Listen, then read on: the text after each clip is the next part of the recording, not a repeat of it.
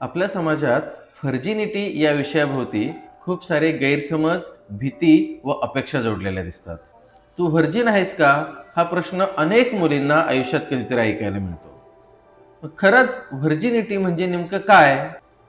Virginity ही फक्त शरीराशी संबंधित असते की भावनांशी संबंधित असते? खरंच व्हर्जिनिटी नावाचा काही प्रकार असतो का? त्याच्यामध्ये काही वैज्ञानिक सत्य आहे का? याच मुद्द्याविषयी आज जाणून घेणार आहोत अगबे आर्यच्या या पुस्तकातील व्हर्जिनिटी म्हणजेच कौमार्य या प्रकरणातून. चला तर मग बघूयात व्हर्जिनिटी म्हणजे नेमकं काय. लेख क्रमांक 8 व्हर्जिनिटी म्हणजेच कौमार्य. व्हर्जिन म्हणजे अजूनपर्यंत एकदाही लैंगिक संबंध म्हणजेच शिश्न योनी संबंध न केलेली स्त्री. ही व्याख्या स्त्रिया व पुरुष दोघांनाही सारखीच लागू होते आणि तरी आपल्या समाजात मात्र ती फक्त स्त्रियांच्या संदर्भातच विचारात घेतली जाते. लग्नासाठी व्हर्जिन मुलगी हवी अशी अपेक्षा उद्या लग्नासाठीच्या एखाद्या जाहिरातीत कुणी लिहिलेली दिसली तर त्यात फार काही विशेष वाटू नये इतका या व्हर्जिनिटीबद्दल समाजात दुराग्रह असताना दिसतो. बहुतेक मुलांना व्हर्जिनच मुलगी हवी असते. असे भरपूर मुलं आपण पाहतो की ज्यांचे स्वतःचे भरपूर मुलींसोबत किंवा वेश्या व्यवसाय करणाऱ्या महिलांसोबत अनेकदा लैंगिक संबंध आलेले दिसतात, पण तरीही त्यांना लग्नासाठी मुलगी मात्र व्हर्जिनच, यांच्या भाषेत फर्स्ट हँड माल हवी असते. बरं, ही अवस्था फक्त अशिक्षित, अडाणी मुलांचीच असते असं नाही, तर अगदी शिकले सवरलेल्या व स्वतःला सुशिक्षित समजणाऱ्या मुलांची आणि त्यांच्या सो कॉल सुशिक्षित प्रतिष्ठित कुटुंबाची सुद्धा हीच अवस्था असते. आजकाल काही मुलं तर स्पष्टपणे की निर्लज्जपणे स्वतःच्या जोडीदाराविषयीच्या अपेक्षांमध्ये व्हर्जिन मुलगी हा क्रायटेरिया सांगतात, जेव्हा त्यांच्या बुद्धीची खरंच कीव करावीशी वाटते. लग्नासाठी जोडीदार शोधताना बऱ्याचदा मुलींना मुलांकडून विचारला जाणारा पहिला प्रश्न म्हणजे, याआधी कुणासोबत रिलेशनशिपमध्ये होतीस? आणि असली तर तुमच्यात सेक्स लैंगिक संबंध झाला होता का? या प्रश्नाच्या उत्तरावरून मग त्या मुलीच्या चारित्र्याबद्दल मत ठरवलं जाणार. यावरून हे लोक मुलींच्या चारित्र्याचे सर्टिफिकेट वाटत फिरणार. बरं, समजा एखादी मुलगी असलीच आधी कुणाच्या प्रेमात, तर तिने कितीही प्रामाणिकपणे सांगितले की त्यांच्यात कधीच शारीरिक संबंध आलेले नाहीत, तरी तिच्यावर विश्वास न ठेवता प्रेम होते म्हणजे यांचं सगळं झालंच असणार असा विचार करून तिच्यावर परस्परच हे शिक्के मारून ठेवणार. वरून स्वतःच्या मनानेच बनवलेल्या या काल्पनिक शिक्क्यांच्या कथा विना मोबदल्या सामाजिक करण्याच्या भावनेतून अधिक रंगवून मीठ मसाले लावून इतरत्र पसरवण्याचे कॉन्ट्रॅक्ट सुद्धा घेणार. असल्या महाभागांच्या अकलेची आणि त्यांच्या वैचारिक दारिद्र्याची कीव करावी तेवढी थोडीच आहे. शिवाय यांच्या मते हा प्रश्न मुलींसाठीच महत्त्वाचा ठरतो बरं का. मुलांच्या किंवा मुलांना तुम्ही आधी कुणाच्या प्रेमात होता का किंवा सेक्स केलाय का हा प्रश्न गैरलागूच ठरतो. कारण काय, तसे त्यांच्या दृष्टीने फार काय महत्त्व नसतं. म्हणजे असलेच मुलाचे प्रेम आधी कुणावर किंवा लैंगिक संबंध जरी असले आधी कुणाशी, तरी त्याने काही बिघडत नाही. तो आता लग्नाला तयार आहे ना, मग बास. पुरुषाच्या जातीला चालतं असलं काही केलं तरी, पण बाईच्या जातीला शोभतो का असला घाणेरडेपणा? ही आमच्या समाजाची रीत आणि त्यामुळे सगळ्या चौकशा आणि सगळे पहारे फक्त स्त्रियांच्या शरीरावर. बरं, आता आपण आधी हे व्हर्जिनिटी म्हणजे नेमकं काय ते पाहूयात.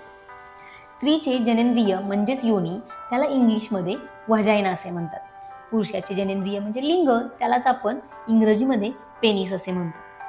लैंगिक संबंधाच्या संदर्भात सांगायचे झाले तर योनी म्हणजे स्त्रीच्या समागमाचा, संभोगाचा किंवा सेक्समधील इंटरकोर्स करतानाचा अवयव, आणि पेनिस म्हणजे पुरुषाच्या समागमाचा, संभोगाचा किंवा सेक्समधील इंटरकोर्स करतानाचा अवयव होय. आता या दोन्ही अवयवांमध्ये त्यांच्या आतमध्ये व बाहेरच्या बाजूला अशी भरपूर छोट्या छोट्या अवयव किंवा भागांची भली मोठी गर्दी असते, जे एकूणच लैंगिक प्रजननाच्या व नैसर्गिक क्रियांसाठी आवश्यक असतात. त्यातील फक्त स्त्रीच्या व्हर्जिनिटी आणि कौमार्य यांच्याशी संबंधित असणाऱ्या भागाची माहिती आपण इथं आज घेऊयात. स्त्रियांच्या योनिमार्गामध्ये आतल्या बाजूला एक पातळ असा त्वचेचा पडदा असतो, त्याला इंग्रजीमध्ये हायमेन असे म्हणतात. हा पडदा प्रत्येक स्त्रियांमध्ये वेगवेगळ्या प्रकारचा असतो. पुढे दिलेल्या चित्रात दाखवल्याप्रमाणे हायमेनचा पडदा हा कधी मधोमध एखादे छिद्र असणारा, कधी बाजूने असणारा, कधी खालच्या बाजूने जागा असणारा, कधी वरच्या बाजूने जागा असणारा किंवा कधी एकापेक्षा जास्त छिद्रे असणारा असा अनेक प्रकारचा असू शकतो. या पडद्यामुळे मासिक पाळीच्या वेळी स्राव बाहेर पडताना काही प्रमाणात अडथळा येत असला तरी पडद्याला असणाऱ्या या छिद्रामुळे हा स्राव बाहेर पडण्यास जागा राहते. कधी कधी अगदीच छिद्र नसेल किंवा खूपच लहान असल्याने स्राव बाहेर येण्यास जागा राहत नसेल तर अशा वेळी छोटी शस्त्रक्रिया करून हे छिद्र मोठे केले जाते. आणि आता याचा आणि व्हर्जिनिटीचा संबंध लावणाऱ्या महाभागांचे डोके जरा समजून घेऊ. हा जो हायमेनचा पडदा आहे तो कधी कधी पहिल्यांदा सेक्स करताना किंवा पुरुषाचे लिंग स्त्रीच्या योनी मार्गामध्ये प्रवेश करताना तेव्हा ब्रेक होतो म्हणजेच फाटतो आणि त्यामुळे काही प्रमाणात रक्त बाहेर येते. पुरुषाच्या लिंगाला लागते, यालाच व्हर्जिनिटी ब्रेक झाली असे म्हणतात. पण पहिल्या सेक्सच्या वेळी जर रक्त आले नाही तर ही मुलगी व्हर्जिन नाही, म्हणजेच हिचा याआधीच कुणाशी तरी सेक्स झालेला आहे असा अर्थ काढला जातो. कौमार्य चाचणीमध्ये सुद्धा हेच तपासले जाते. लग्नानंतर पहिल्याच रात्री मुलगा व मुलगी दोघांनाही एका खोलीत पाठवून खाली पांढरे शुभ्र कापड अंथरून त्यावर सेक्स करायला सांगतात. सेक्स करताना जर योनी मार्गातून रक्त आले तर त्या कापडावर त्याचे लाल डाग पडायला हवेत व मुलाने बाहेर येऊन ते पांढरे कापड सर्वांना दाखवून माल खरा निघाला की खोटा हे सांगायचे असते. कापडावर लाल डाग असतील तर माल खरा व डाग नसतील तर माल खोटा असा हा प्रकार. यातून अनेक लग्न मोडली जातात. मुलाकडच्यांची फसवणूक केली म्हणून मुलीच्या आईवडिलांनी मुलाकडच्यांना नुकसान भरपाई सुद्धा द्यावी लागते. महाराष्ट्रातील कांजरवाट समाजामध्ये ही प्रथा आजही राजरोसपणे चालू आहे व यात समाजात जात पंचायतीचा पुढाकार असतो. अशा अनेक केसेसमध्ये महाराष्ट्र अंधश्रद्धा निर्मूलन समितीने हस्तक्षेप करून तिथल्या जात पंचायतींना या प्रथा बंद करण्याला लावण्यासाठी प्रयत्न केले आहेत. तरीही अजूनही अनेक ठिकाणी हे प्रकार चालूच आहेत. कौमार्य चाचणी ही अतिशय घृणास्पद, किळसवाणी व स्त्रियांवर प्रचंड अन्याय करणारी प्रथा आहे.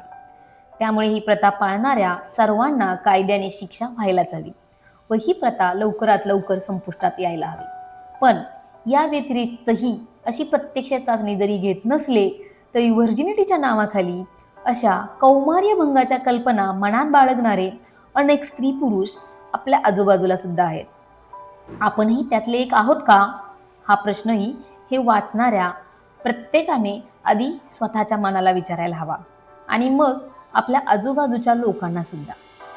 आता नेमकं हे हायमेन ब्रेक होणं म्हणजेच हायमेनचा पडदा फाटणं आणि कौमार्य भंग म्हणजेच पहिल्यांदा सेक्स करत असणे यांचा खरंच एकमेकांशी किती संबंध असतो आणि पहिल्या संबंधाच्या वेळी रक्त येणे किंवा न येणे याचा व्हर्जिनिटीशी किती आणि कसा संबंध असतो हे आपण पुढच्या लेखात पाहूयात. तर साथी, व्हर्जिनिटीविषयी समाजात असणारे अनेक गैरसमज आणि अपेक्षा या आपण पाहिल्या. त्याचबरोबर योनीची रचना, हायमेनच्या पडद्याविषयी सुद्धा त्याचे वेगवेगळे प्रकार आज आपण या प्रकरणामध्ये पाहिले.